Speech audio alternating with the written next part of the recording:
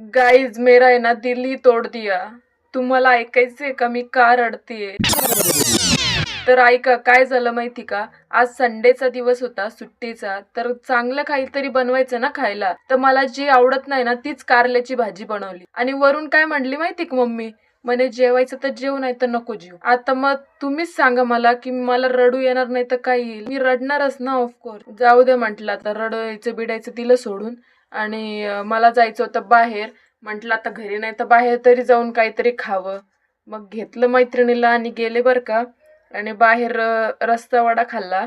आता नेहमी तर बाहेर खातच असते पण आजही खाल्लं, जाऊ द्या म्हटलं.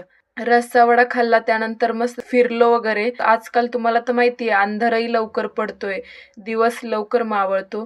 त्यामुळे 6 वाजले होते तरी पण. तर मग आम्ही येताना घरी पाणीपुरी आणि रगडा वगैरे खाल्ला आणि रगडा तर खरंच खूप